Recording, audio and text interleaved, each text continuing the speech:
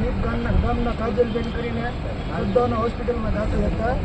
એ દરમિયાન ડૉક્ટરની બેદરકારીને લીધે એનું મોત થયું હતું. એનું મોત થયા બાદ અમે કાલે ગ્રામ્ય પોલીસ સ્ટેશને ગયા હતા. પોલીસને અમે એવું કીધું હતું કે તમે આની ઉપર ફરિયાદ દાખલ કરો, પણ હજી સુધીમાં કોઈ પોલીસે ફરિયાદ દાખલ કરી નહોતી. એટલે આજ સવારના રોજ કાજલબેનના ઘરવાળા એના વિયોગમાં ને એના દુઃખમાં ને પોલીસ એને કંઈ ધ્યાન ન આપતી, એની સાથે અન્યાય થતો એવું લાગતું હતું. એટલે આજ સવારે એને ગળા પાછો ખાઈ લીધો છે.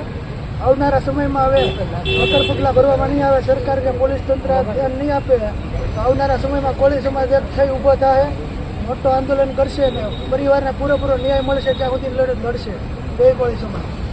આંદોલન રૂપી બધા પબ્લિકને સાથ સહકાર બધા અહીં આવવું પડે. એની પાછળ સાહેબ એવું કેવું પ્રેશર હોય અહીંયા કે આ લોકોની વિરુદ્ધમાં ફરિયાદ થતી નથી એમ. અને ભૂતકાળમાં સદભાવના હોસ્પિટલમાં ઘણા બનાવ બનેલા છે.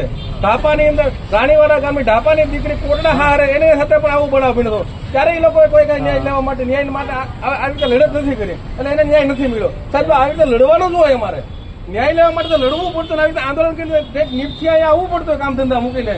તો એની પાછળનું કારણ શું સાહેબ? કોઈનું કોઈ પ્રેશર નથી. જે કંઈ કાયદેસરની કાર્યવાહી કરવામાં જ આવેલી છે, તપાસ શરૂ છે. ભૂતકાળમાં જે બનાવો બન્યા છે એ તમામની તપાસ થઈ છે. મેડિકલના લેવલની જે કોઈ ટીમો હોય એની પાસેથી તપાસ કરાવેલી છે અને એમનો અભિપ્રાય નહીં આવવાના કારણે જે તે વખતે નથી થઈ. મારા દરમિયાન જે કંઈ બનાવ બન્યા છે એની તપાસ કરવામાં આવેલી છે અને આ કિસ્સા